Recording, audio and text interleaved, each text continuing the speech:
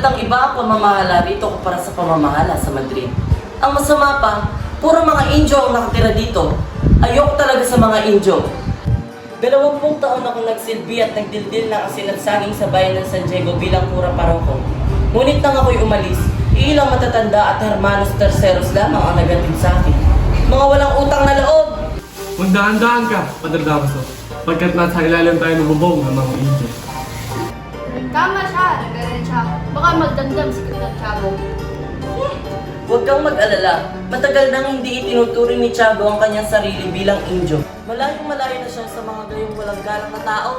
Sigurado naman nung hindi naman kasaklap ang nangyari sa inyo ang sa akin. Naku, nagsayang ka lamang ng pera kung ikaw ay pupunta rito. Ang tanging ihahain lang sa iyo ay tinola mula sa handaan at matutulog kang hindi nasisiyahan. Kahit maganda ang kababayan sa Europa, wala pa rin tatalo sa kagandahan ng kababayan sa ating bansa.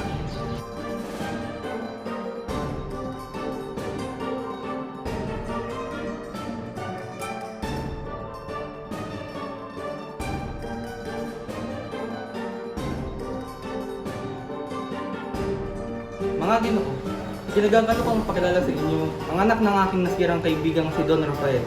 Siya ay si Juan Crisostomo Ibarra.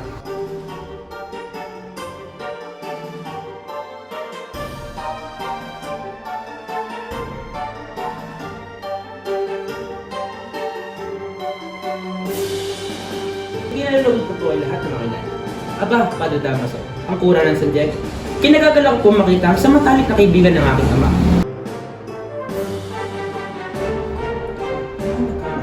Pasensya na, reverensya. Hindi ka nagkakamali, Ihol. Ngunit, hindi ko kailanman naging kaibigan ng iyong ama.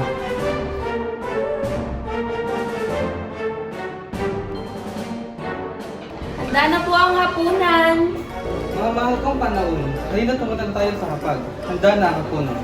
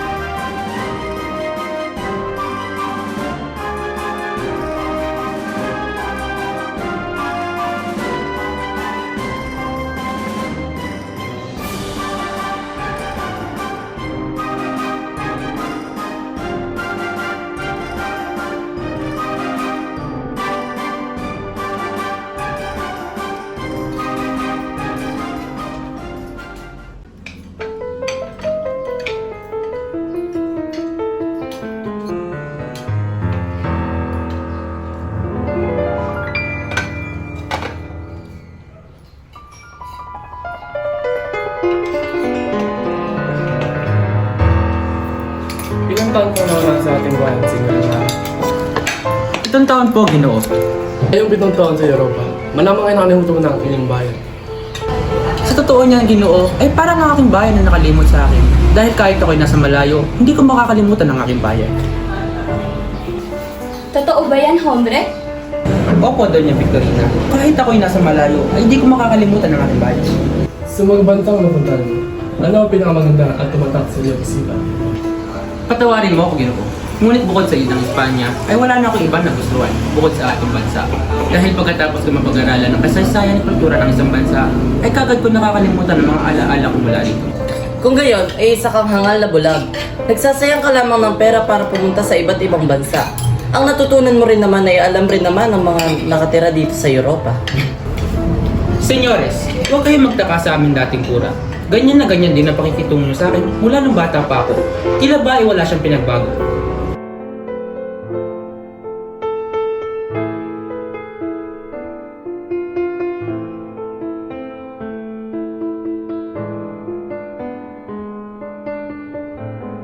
Senyores, Kapitan Tiago, kababalik ko lamang mula sa Europa.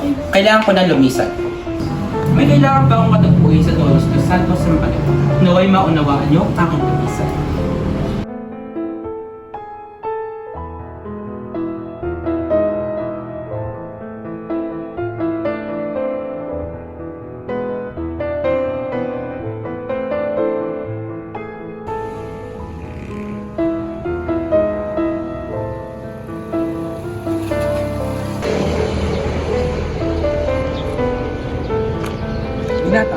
Mag-iingat ka sa limang ng kaaway.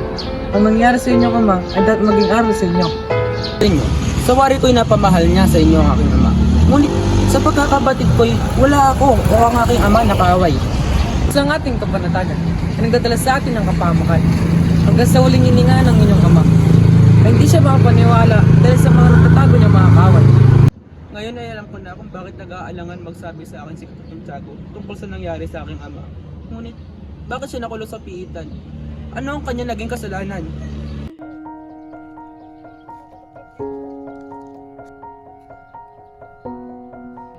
Ay, hindi marunong magbasa! Pinagsasabi niyo. Wag pa! Wag pa! Wag pa! Maawa ka sa mga bata. Ginoong kabesa. Huwag kang makialam dito sa tanda. Tara na! Ganito niyo mo.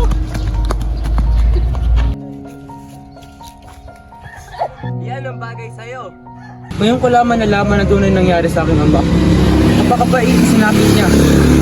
Matawad po. Ngunit kailangan ko ng umalis. Paubayan ko na ng kay Kapitan Tiago ang nangyari upang kanyang ikwento ko. Muchas gracias, Tiniente, sa pagsasabi sa akin kung ano nalaman mo tungkol sa aking ama.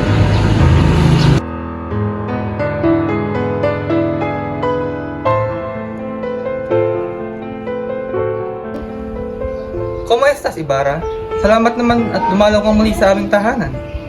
Magandang tanghali, Don Tiago. Nais ko po sana kausapin ang inyong anak. Marita, nais ka makusap ni Ibarra. Sabi, sundin mo siya at malamang ay nahihiya yun ang nag-aayos. Maria Clara, naroon daw si Ibarra. Nais ka niyo makita at makausap. Sige po, Tia. Samahan mo akong magpunta roon. O, ayan na siya. Maaari na kayo mag-usap sa asikayan.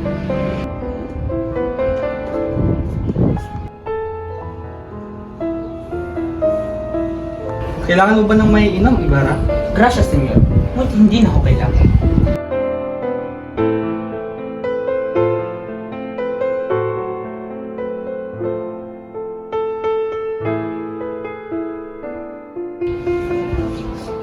Maswerte na tayo pinagkasundo tayo ng ating magulang upang ikasal. Kundi ay di na ako makakita pa ng ibang babaeng katulad mo. Napakatamis na yung dila, Crisostomo. Siguro dahil dyan inabihag mo na ang maraming kababaihan sa mga bansang iyong napuntahan. Nasa panlasa na taong kagandahan. Ito ay nasa taong sumusuri.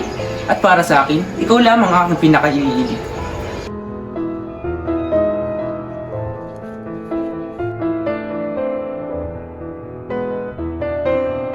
Magandang araw po, Reverensya. Magandang araw rin sa'yo, Maria Clara at Tia Isabel. Mukhang nagmamadali kayo. Saan kayo tutup? Pupunta kami ng Beaterio, Padre. Kukunin ko lamang ang mga natitirang kaming koroon. Kung gayon, kakausapin ko muna ang iyong ama.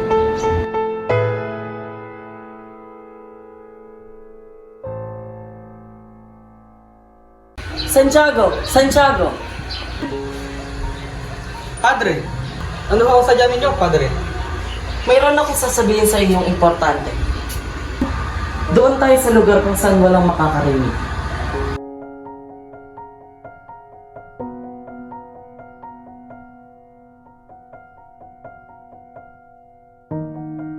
Ano mo ang mga sinabi ko sa'yo?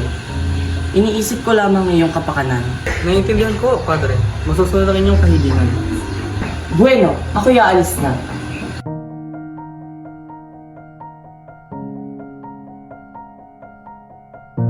Alam niyo ho ba kung nasa ng puntod ng aking ama? Opo, senyorito. Tinanaman ko po ng halaman talagang ko po ng malaking krus.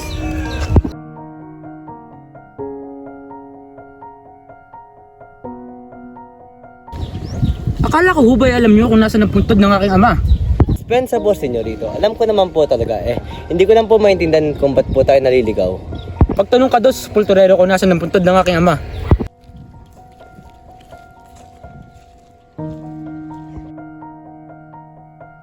Yung krus sa puntod na may mga bulaklak, sinunog ko na. Sinunog? Kung gayon ay bakit hinukay ang bangkay ng aking papa? Saan niyo dinala ang kanyang bangkay? Inutos po ng kurang malaki na ilibing ang kanyang bangkay sa libingan ng mga inchik. At ginawa mo naman ang sinabi niya. Hindi po, mabigat noon ang bangkay at napakalakas ng ulan. Kaya inilaga ko muna ang kanyang bangkay sa tabing ilog. Patawad po, senyor.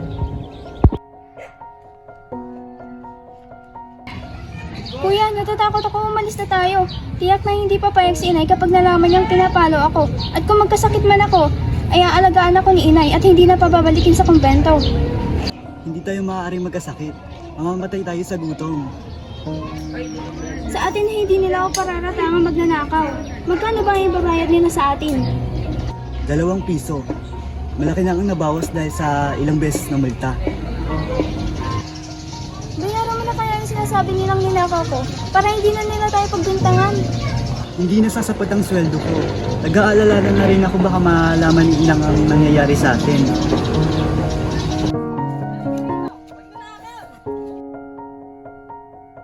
Kuya, wag mo ko iwan! Wag mo ko iwan!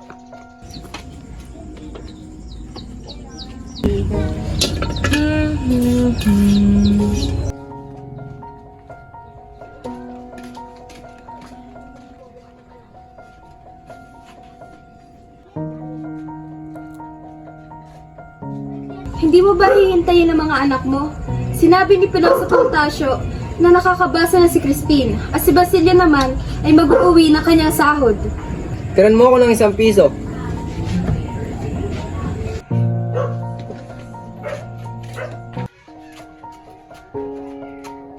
Inang! Inang! Basilio, anong nangyari sa iyo? Huwag kayong mag-alala, Inang. Nasaan si Crispin? Naiwan po siya sa kumbento. Bakit? Anong nangyari? Ba't siya nagpaiwan? Kinuha po siya ng sakristang mayor. Napagbintangan po siyang nagnakaw. Ayaw nga po akong paalisin. Tumakas lang ako sa kumbento. Ngunit naabutan pa rin nila ako at pinaputukan. At tinamaan ang aking noo. Oh, mahapaging Diyos! Iligtas niyo po ang aking mga anak!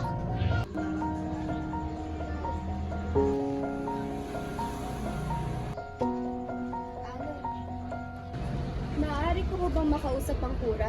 Hindi maaari, may sakit ng kura. Kung ganun ay maaari ko na lamang ko bang makausap ang anak kong si Crispin? Huwag ka nang magkaila. Alam ng lahat na si Crispin ay nasa inyo ng bahay. Si Basilio lamang ang nandoon. Si Crispin ay naiwan dito kaya't ibig ko sanang makausap at ipagpaalam sa kura na susunduin ko siya. Iwan nga, ngunit tumakas din pagkatapos magnakaw ng maraming bagay. Baka nga hinahanap na siya ng gwardiya civil sa inyo eh. Alam mo, napakabait mong asawa, ngunit masasama naman ang mga anak mo tulad ng kanilang ama. Lalo na yung maliit. Naku, baka nga higitan niya pa ang kanyang ama eh.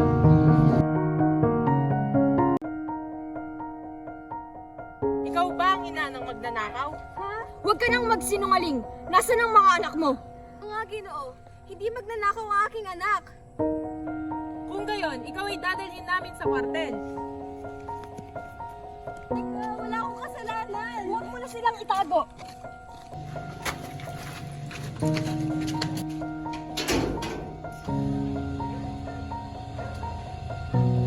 Basilio! Crispin! Mga anak! Nasaan na kayo? Crispin! Basilio! Mga anak ko! Nasaan na kayo? Basilio! Mga anak ko! Crispin! Basilio! Mga anak! Nasaan na kayo?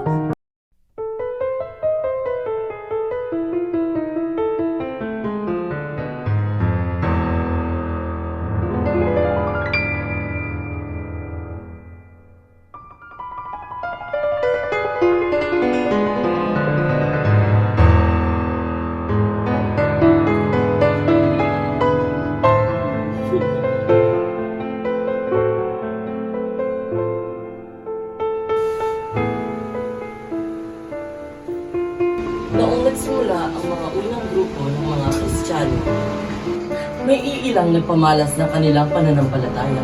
Matatag nilang sinasabi ang mga salita ng Diyos.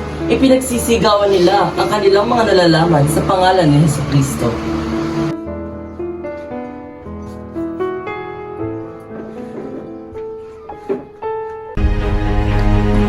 Sa paglagay mo ng buko sa pakuran, tumabi ka lamang sa kura at iwasan mong bumaba sa kuhay. Iwasan mo rin mapalapit sa bato dahil maaari kang manatay.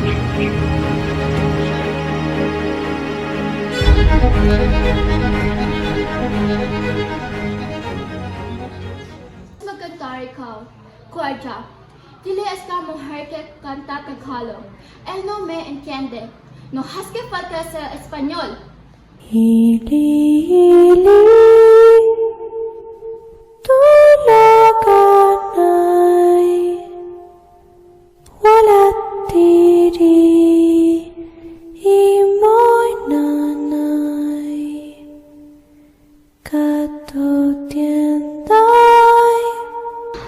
Tigil na! Tumigil ka! Huwag ka nang kumanta! Huwag kang kumanta! Nakakahapis sa akin ng kantang yan!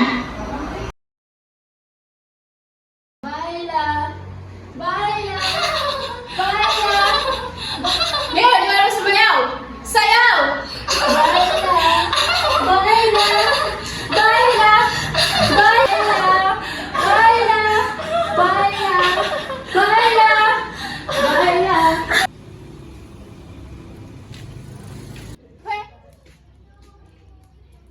Naiinggit ka ba sa akin? Oo, naingit ako sa kulot mong buhok. Huwag mo na siyang pansinin. Umuwi na tayo. Hayaan mo akong turuan ng leksyon ng babaeng ito. Hindi mo ba ako kilala? Hindi mo ba alam na ako'y taga Maynila? Hindi mo ba alam na ang mga Alperes ay hindi nakakapasok sa loob ng aking bahay? At sa pintuan lamang sila? Hindi nga nakapasok sa bahay mo ang mga Alpares, kundi ang asawang pilantod. Talaga ba? Di hamak na labandera ka lamang. Kesa naman sa'yo! Asawa mo'y pilay at isang mapagpanggap na doktor! Ah, ganon?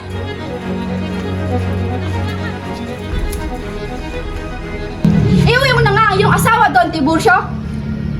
Ngayon din ay pupunta tayo sa Kapitan General. Sayang naman ang pantalon mo. Parang hindi lalaki. Alam mo namang pilay ako.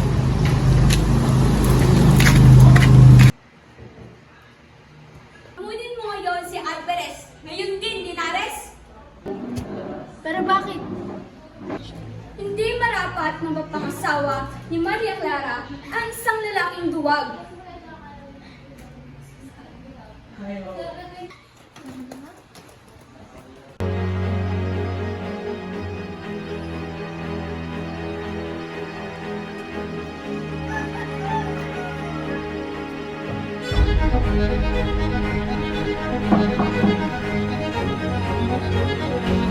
Ikaw pala, Elias. Tuloy ka.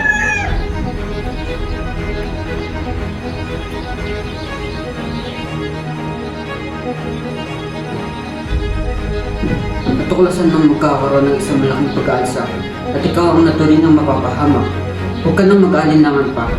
Halika na at umalis. Ngunit saan ako pupunta? May naghihintay sa akin. Kahit sa ang lugar, sa malayo man o sa bahay ng isang makapangyarihan.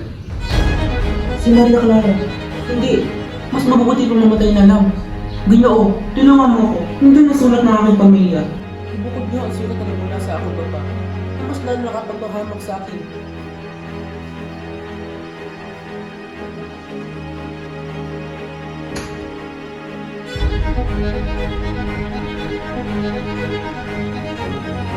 Ihanda niyo pinakamabis kong kabayo at magsitulog na kayo.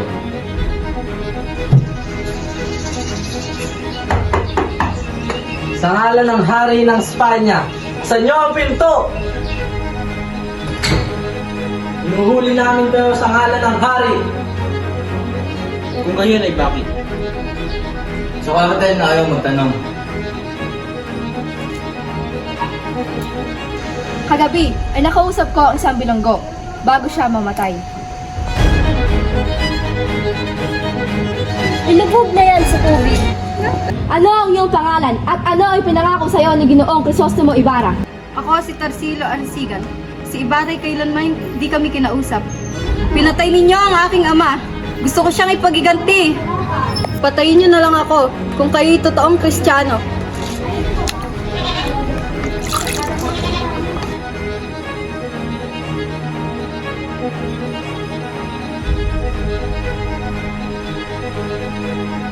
Kilala mo ba ang mga bangkay na ito?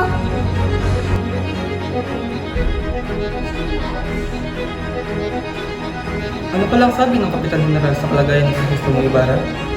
Pinatay ng pisang kong si Linares na siya'y bitayin. Hindi. Huwag mo nang ilihim sa aming pinsan.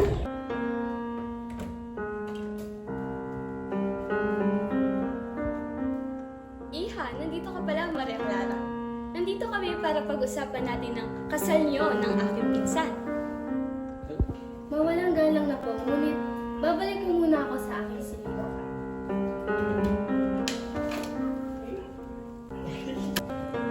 Tiago, siguraduhin mo matutuloy ang kasalan. O siya, mauna na kami.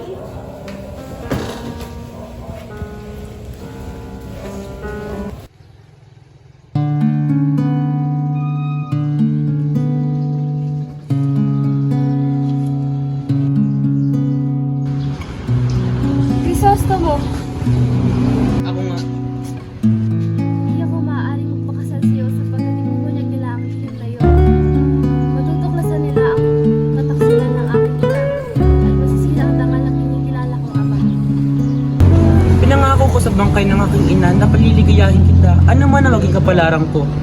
Ngunit, hindi ka tumupad sa ating usapan. Pinapalaya na kita. Tawarin sana ako ng alaala ng aking ina sa sasabihin ko sa iyo. Natuklasan ko sa gitna ng aking karamdaman ng aking tunay na pagkatao. Ang kinikilala kong ama ay hindi ko tunay na ama. Kailangan ko ng katibayan. Totoo ang aking sinasabi. May liham na iniwan sa akin ng aking ina at ibinigay ito sa akin ng taong nakakaalam ng aming sekreto. Ibinigay niya ito kapalit ng liham na ibinigay mo sa akin. Totoong pinagtaksilang kita. Maria, isa kang anghel. Maligaya akong marinig na pinapaniwalaan mo na ako. Ikakasal ka na. Oo, yun ang nais ng aking kinikilalang ama. Ngunit hindi ko kailanman makakalimutan ng isang paanan. Ano ang ibig mong mangyari? Madilim ang hinaharap, ngunit gusto kong malaman mo na minsan lamang ako umibig at hindi ito maaaring iniwan. Ano nga ba lang mangyayari sa'yo? Tumakas na ako. Hindi magtatagal, matatagpuan din nila ako. Paalam.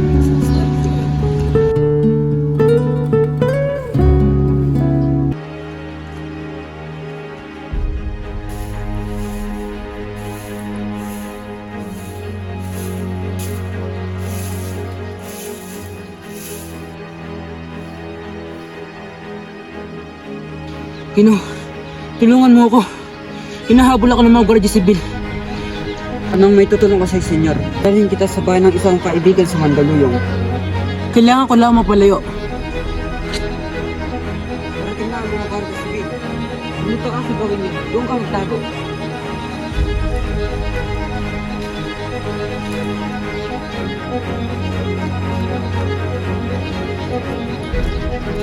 Nakita ka bang kayo na hinalang civilian? Matawad po, pero wala po akong nakita.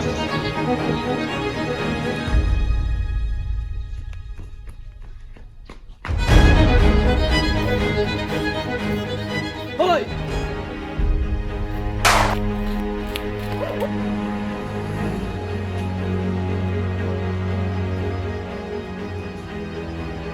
Nagulat ka ba sa aking pagdating?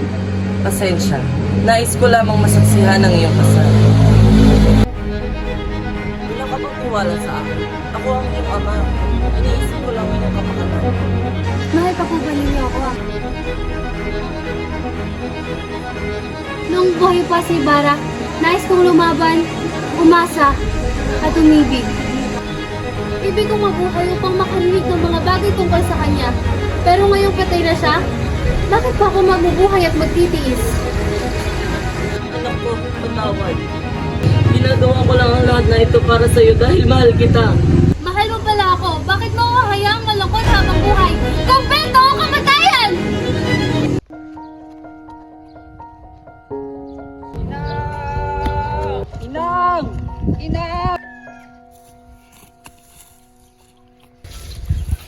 Aray!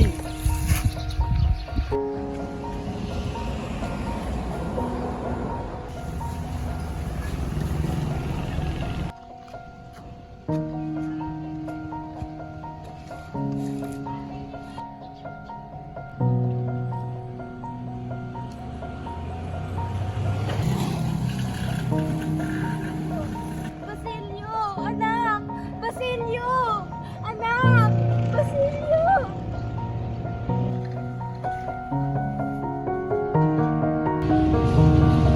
Inang! Sino ang babae niyan? Siya po ang aking ina. Nasugatan ako at ilang araw na akong hindi kumakain o umiinom man lang. Mamamatay akong hindi ko man lang nasilayan ang ningning ng buwang liwayway ng aking inampay.